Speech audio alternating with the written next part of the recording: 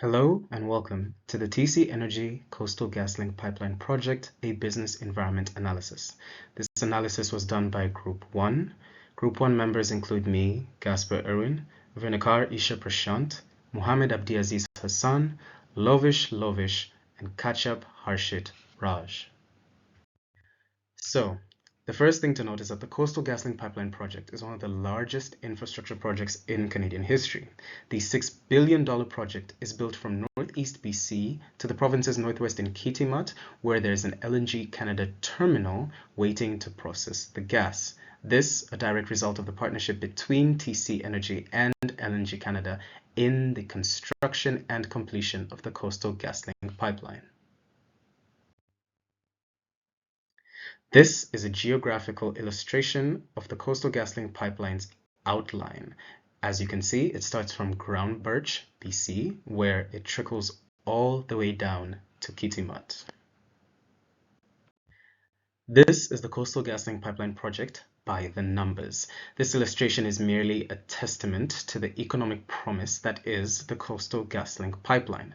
As illustrated from the geographical map before, the pipeline covers 670 kilometers, safely traversing 2 mountainous ranges and some of BC's most challenging terrain. Some of the key figures here to note are the unprecedented support from all 20 out of 20 elected Indigenous groups, with 17 of them signing equity options to become owners. Over $1.8 billion worth of contracts awarded to local and Indigenous businesses, more than $13 million invested into local communities, nonprofits, and sponsorships, employment going through the roof with more than 25,700 full-time equivalent jobs created in BC alone, a huge contributor to the GDP of BC with $3.2 billion contributed, and $331 million in BC tax revenues, not forgetting the surreal amount of $3.9 billion spent on BC businesses and suppliers. Now, in order to analyze the business environment that TC Energy finds itself in following the completion of the Coastal GasLink pipeline project, our group decided to go with the PESTEL analysis method. Simply put, this is a framework used for the environmental analysis of a business based on the political, economic, social, technological, environmental, and legal factors of the business's environment. These factors are what make up the acronym PESTEL. PESTEL, from the factors mentioned. Findings from the political analysis done of the Coastal GasLink pipeline project revealed that TC Energy is currently running the risk of straining existing relationships with government bodies, a loss of political support, as well as losing the favorable operational conditions that they find themselves in.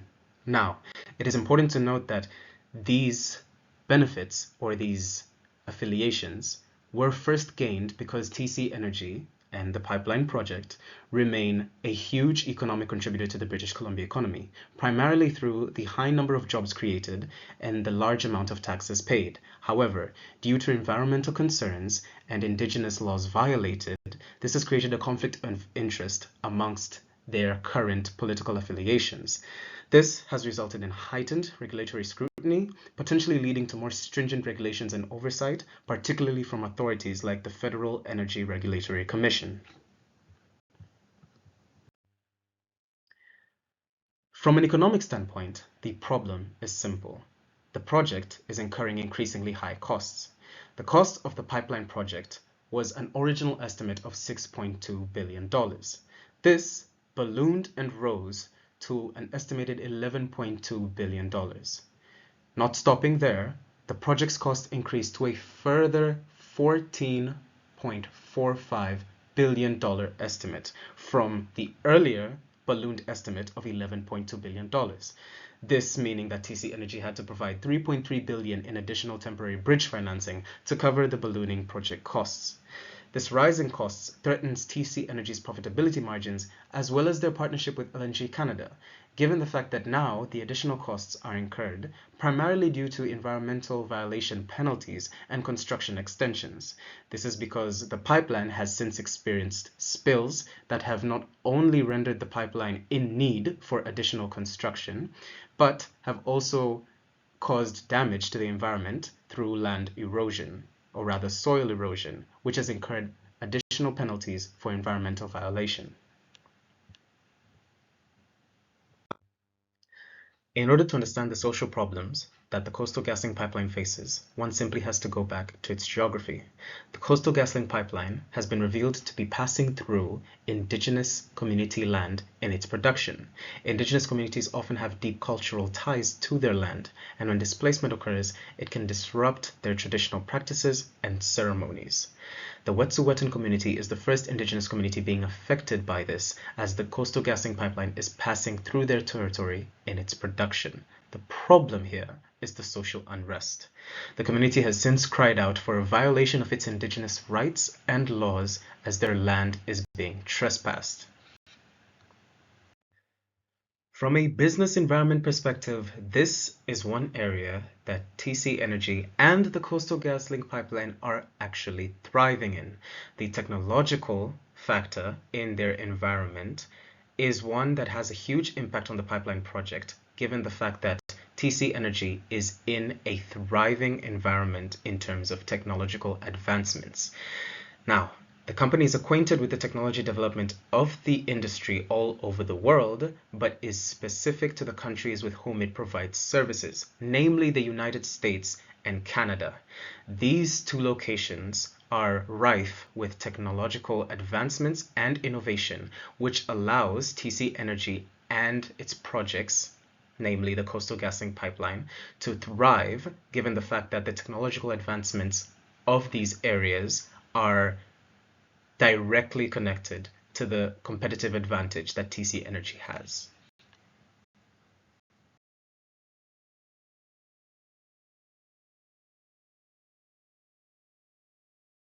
The legal aspect of TC Energy's business environment is one with both problems and possibilities. TC Energy's greatest advantage regarding the legal factor is perhaps the fact that the environmental regulations in the energy sector have been among the legal framework of Canada for some decades now, thus allowing the company to include them in their processes while the government reviews and develops these laws. Simply put, this probably allows TC Energy to lobby these laws for more favorable operating conditions at the same time that the government is developing these laws. On the other hand, the violations that have since arose from the Coastal GasLink pipeline in terms of the environmental violations as well as the indigenous violations of trespassing their land threaten to cause significant legal action against TC Energy. Next, we take a look at the stakeholder analysis. This is the analysis of the different stakeholders of TC Energy and the Coastal GasLink pipeline project and their stance on the pipeline project. First up, we have the government. The government's goal is simple: increase taxes and increase economic growth, something that the Coastal GasLink pipeline has been able to do. The pipeline has since paid millions in taxes and has been a great stimulant for economic growth due to the large number of jobs that it has created. That being said, it is safe to say that the government supports the pipeline project. However, conflict of interest has since arose from the political affiliations that TC Energy holds within the government bodies due to the continued violations of laws by TC Energy through the pipeline project from the perspective of an indigenous and environmental standpoint. And so it is safe to say that while majority of the government can be said to still support the pipeline project, TC Energy is significantly straining these relationships by their continued violations. Next, we have the Environmental Assessment Office, the EAO. Their goal is simple: environmental protection and preservation. With that being said, it is safe to say they do not support the pipeline project. This has been primarily due to the project, or rather the pipeline, experiencing spills and leaks, causing land erosion and environmental violation.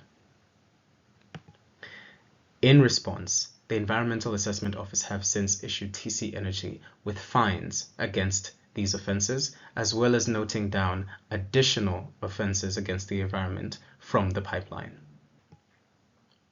Most notably, misleading information provided by TC Information regarding the pipeline's construction in the face of environmental violation accusations. Next, we have the Wet'suwet'en community. This is the indigenous community whose land the pipeline crosses in its production. The occupancy of indigenous land by the pipeline has since been a huge disruptor to the indigenous community's ecosystem, as well as affect the spiritual ties that the community has to their land. However, it is important to note that TC Energy do hold access to that land from signed agreements with heads in the Wet'suwet'en community. This, however, is the direct result of the tribal, or rather clan structure of the community, which then allows companies like TC Energy to speak to some heads of the community without speaking to the entire community. Regardless, TC Energy can then make a case for themselves that they do have access to that land due to these signed agreements. The Wet'suwet'en, however, then claim this as a violation of their indigenous rights and laws by TC Energy not acknowledging the rightful heads of the community. Next, we have the Vancouver and Alberta local communities. These communities are also experiencing a conflict of interest of their own, with some of the community members in support of the pipeline due to the jobs created and economic growth in their homes and families created from these jobs, with others in the community firmly against the pipeline due to the violations that the pipeline continues to cause from an environmental and an indigenous standpoint. And lastly, as a group, we looked at LNG Canada. LNG Canada is the partner to TC Energy in the Coastal GasLink pipeline project. They will surely be in support of the project. However, the continued negativity and unrest generated by these projects as days go by will undoubtedly not help the organization's reputation as a partner to TC Energy. Something needs to be done, and something needs to be done fast.